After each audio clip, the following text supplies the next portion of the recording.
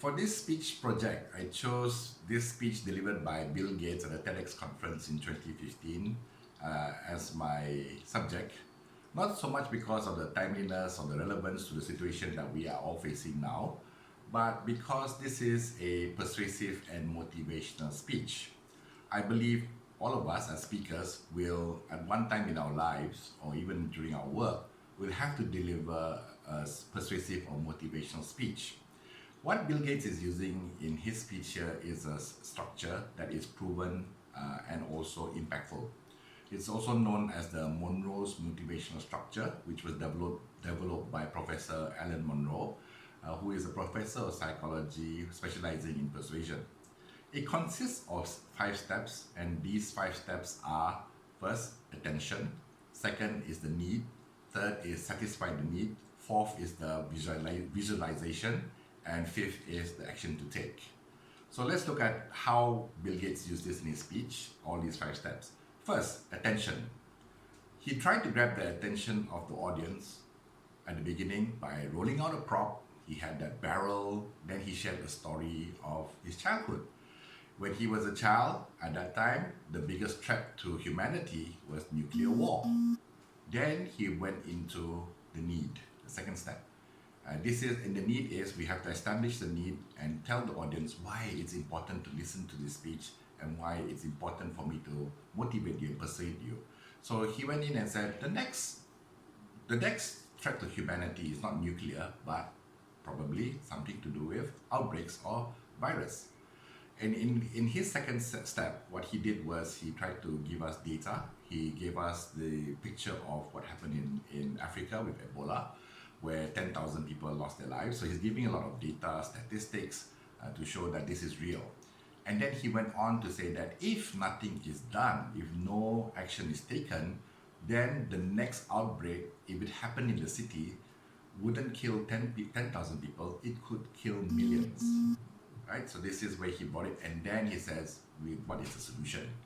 Right? So he inverted it a bit by giving us the problem if we don't take action, and then what is the solution? So here he came to the third step, which is satisfy the needs. Tell them the solution. So again, here also he inverted it a bit. He didn't immediately give us the solution. The solution is for us to invest money and do this.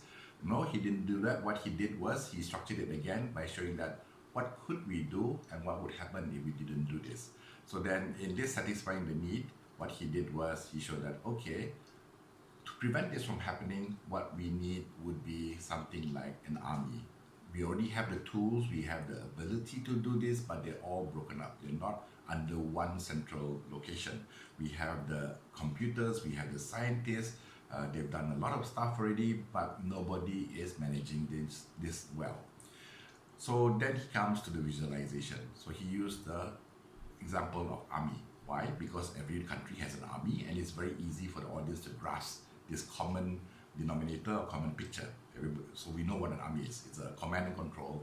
He says we need a team like the army, but instead of a nuclear threat or military threat, an army or a group of medics or a group of response team that can handle outbreaks. So they're equipped to handle the health on the ground, deliver any kind of medication that needs to be handled, handle patients, and also research on how to make better medicines for this. So he described this all in his step 4, visualization. And then from this, then he says, okay, we need an emergency response team. At the last step, action, he could have called to action what we could do. What he did instead was says, okay, if we don't take action again, what is the impact? And he said that the impact could be not only loss of life, but economically the loss of at least $3 trillion from our economy. Why is he doing it this way? Because if you know this speech, what Bill Gates did after that was raise money, a few $100 million to start this response team. So he needed to get, what he wanted to get is money. So he uses finance as his crutch, and he says that, okay, if we don't spend money now, we may have to ultimately lose $3 trillion if we don't take action now.